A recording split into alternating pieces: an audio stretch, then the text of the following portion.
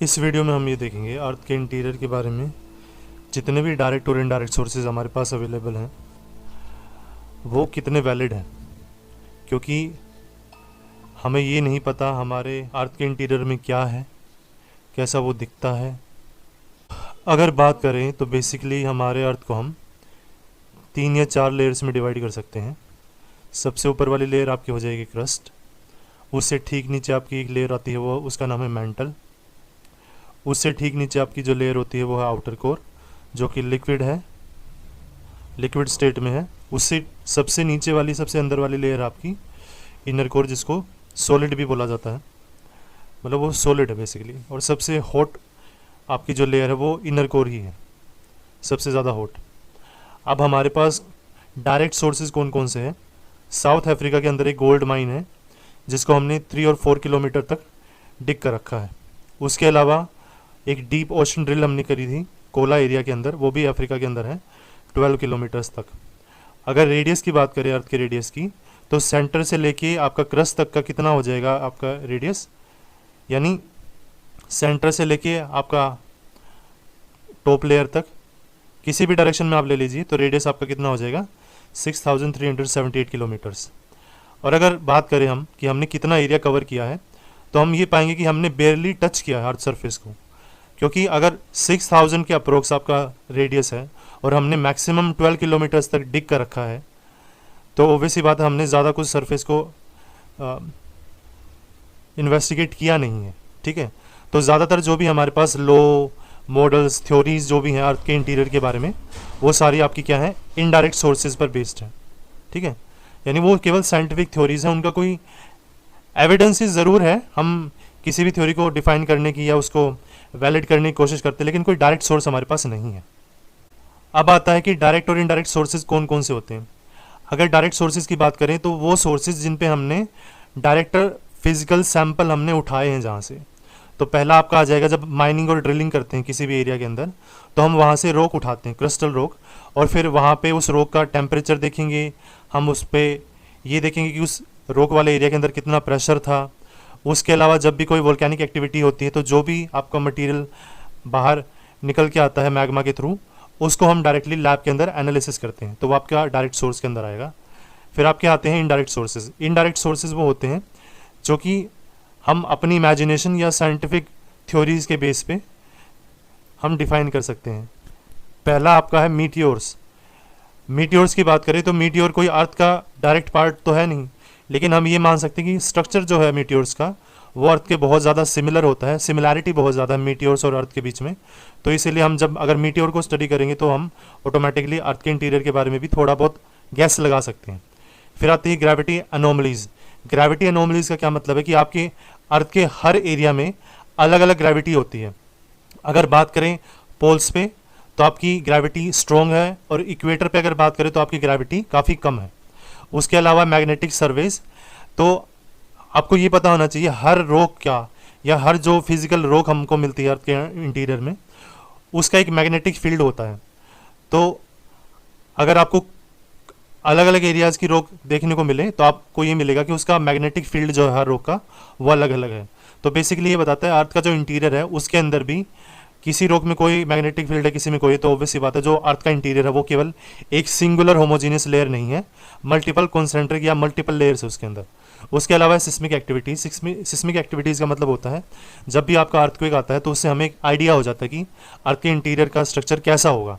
अगर बहुत हम आगे देखेंगे कि पी एस आर एल अलग अलग टाइप की सिस्मिक वेव्स होती हैं, अर्थक्वेक वेव्स, वो कैसे बिहेव करती हैं अर्थ के इंटीरियर के बेसिस पे। तो ये आपके डायरेक्ट इनडायरेक्ट सोर्सेज थे। अब यहाँ पे है कि अर्थक्वेक का स्ट्रक्चर होता कैसा है, अर्थक्वेक जब आता है तो वो कैसा दिखता है, कैसे हम उसको इमेजिन कर सकते हैं।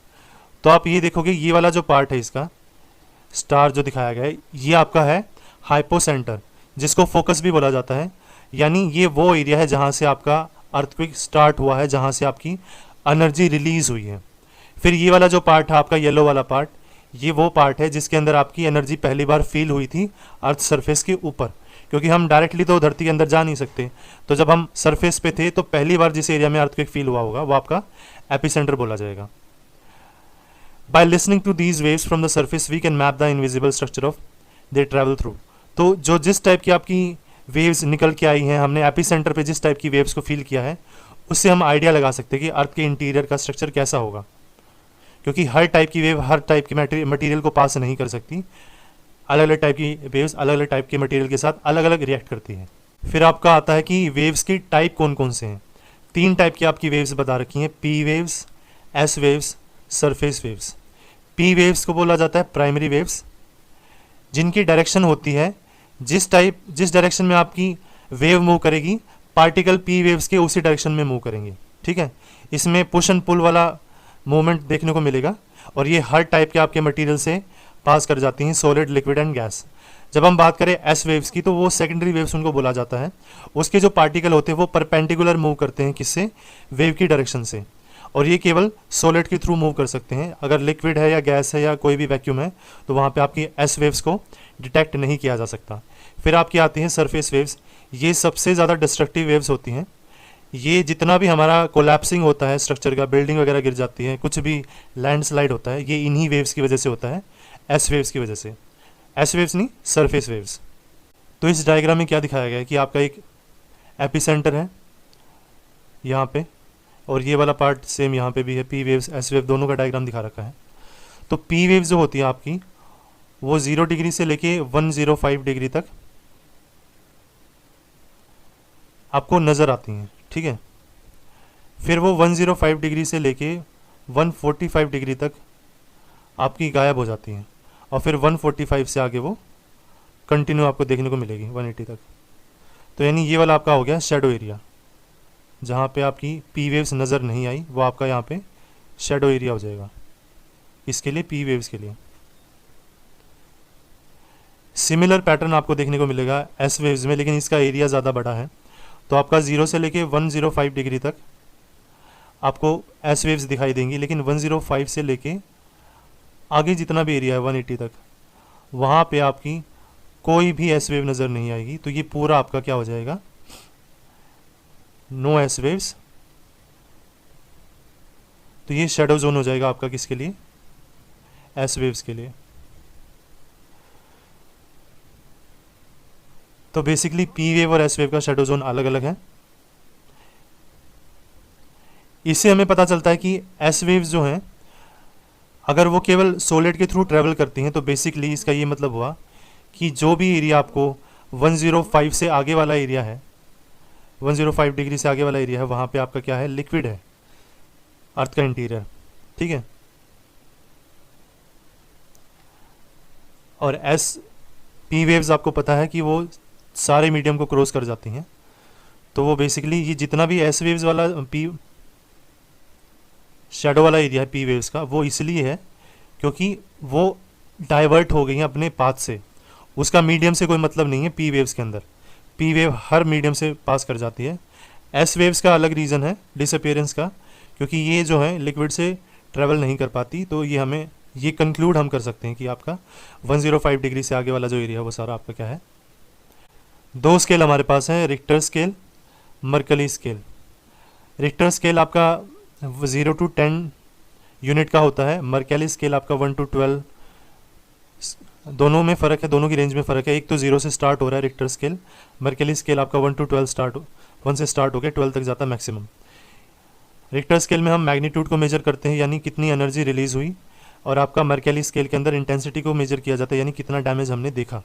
ठीक है, और अर्थक्वेक भी अलग अलग टाइप के आपको देखने को मिल जाते हैं। टेक्टोनिक, यानी जब टेक्टोनिक प्लेट की मूवमेंट आपको देखने को मिलती है तब भी आपका अर्थक्वेक क्रिएट होता है। अगर आपकी वोल्केनिक एक्टिविटीज़ हो रही है तो भी आपका अर्थक्वेक क्रिएट होगा। अगर कोई चीज़ कोलैप्स कर गई, natural man made, for example कोई डैम था, कुछ चीज़ कोलैप्स कर गई, कोई धमाका हुआ है, कोई बम वगैरह गिराया गया है, तो वहाँ पे भी आपका अर्थक्वेक देखने को मिलेगा आपको।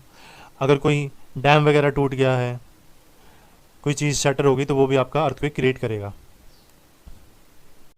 हमने चैप्टर के स्टार्टिंग में भी देखा था कि आपकी 3 लेयर्स के बारे में बात करी थी। अब उसको और भी ज़्यादा डेप्थ में डिस्क्राइब किया गया है। तो एनाटॉमी क्या है आपकी अर्थ की? तो वो 0 से लेके 100 किलोमीटर तक आपका क्रस्ट बोला जाएगा। ठीक है, क्रस्ट के भी दो टाइप है आपके, एक ओशनिक क्रस्ट है आपकी, एक कॉन्टिनेंटल क्रस्ट है। तो ओशन के नीचे जो क्रस्ट है वो आपकी ओशनिक क्रस्ट बोली जाएगी, जो कॉन्टिनेंट के नीचे आपकी क्रस्ट है वो कॉन्टिनेंटल क्रस्ट बोली जाएगी। उसके बाद आपका आता है मैंटल। मैंटल आपका 100 से लेके 2900 तक, 2900 किलोमीटर तक आपका एक्सपेंड करेगा। और बीच में जो है क्रस्ट और मैंटल के बीच में आपकी मोहो डिस्कंटिन्यूटी आपको देखने मिलेगी। मोहो डिस्कंटिन्यूटी का ये मतलब है ये ऐसा एरिया है ना जिसको हम क्रस्ट बोल सकते हैं ना जिसको हम मैंटल बोल सकते हैं। उसके बाद आपका आएगा आउटर कोर, जिसको आप 2900 किलोमीटर से लेके 5100 किलोमीटर तक देख सकते हैं। देखेंगे नहीं हम, जस्ट ये एग्जांपल है, डायग्राम दिखाया गया है इसके अंदर, क्योंकि फिजिकली तो किसी ने नहीं देखा, ये केवल साइंटिफिक थ्योरीज या मॉडल्स हैं जिसको लिक्विड अज्यूम किया गया है। और फिर आपका इनर कोर आता है जिसका एक्सपेंशन अगर बात करें 5100 किलोमीटर से लेके 6378 किलोमीटर्स तक बोला गया है और जिसको सॉलिड माना गया है। और उसके अलावा ये बात हम देख सकते हैं कि सिस्मिक वेव्स जो होती हैं, यानी जो भी आपकी अर्थक्वेक एक्टिविटीज़ होती हैं जिसके अंदर अलग अलग आपकी वेव्स होती हैं, PS सरफेस वेव्स, वो अलग अलग एरिया में अलग अलग रिएक्ट करेगी, अलग अलग बिहेव करेगी। ये बात पहले भी डिस्क्राइब हो चुकी है। अब आता है कि जो हमारा मैग्मा क्रिएट होता है वो कहाँ क्रिएट होता है। तो the magma engine, lithosphere versus asthenosphere. अगर आपने फिजिकल ज्योग्राफी को कभी पढ़ा है तो उसके अंदर लिथोस्फेयर और एस्थेनोस्फेयर दो टर्म आती हैं। ये कोर और मेंटल से अलग है दोनों टर्म। कैसे अलग है?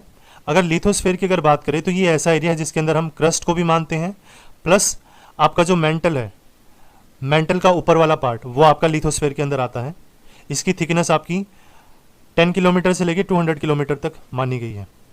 एस्थेनोस्फेयर ठीक इसके नीचे मिलता है आपको। इसके अंदर आपका मेंटल का कुछ पार्ट और आपका कोर का कुछ पार्ट आपको देखने को मिलेगा।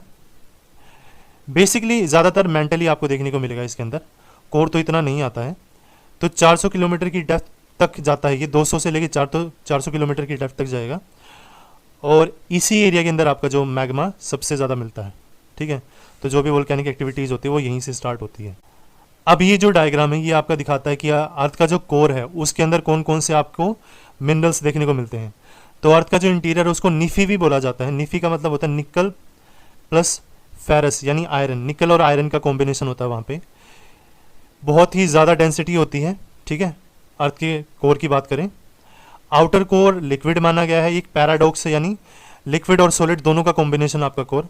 और इनर कोर आपका क्या है, बिल्कुल सॉलिड माना गया है और बहुत ही ज़्यादा हीट है यहाँ पे, यानी आउटर कोर से भी ज़्यादा हीट आपको देखने को मिलेगी इनर कोर के अंदर। अब ये जो डायग्राम है ये आपको ये दिखाता है कि आपका बेसिकली लावा कैसे बाहर निकलता है। तो एस्केपिंग द डीप वोल्केनिज्म, जो प्रोसेस है लावा के बाहर आने की, उसको वोल्केनिज्म बोला जाता है। तो आपका अलग अलग टाइप का लावा बाहर आएगा, उसके अंदर डिब्री होता है, उसमें ब्लास्ट होते हैं, ऐश आपको देखने को मिलेगा, अलग अलग टाइप की गैसेज आपको देखने को मिलेगी। जो स्ट्रक्चर जो है वो आपका एस्थेनोस्फेयर से स्टार्ट होके आपका क्रस्ट को पार करते हुए ऊपर तक उछलेगा ये। तो चारों तरफ आपको जहाँ पे भी लावा देखने को मिलता है वो कुछ ऐसे वर्क करता है एस्थेनोस्फेयर से लेके क्रस्ट तक। बेसिकली 3 टाइप के आपके वोल्केनोज देखने को मिलते हैं आपको।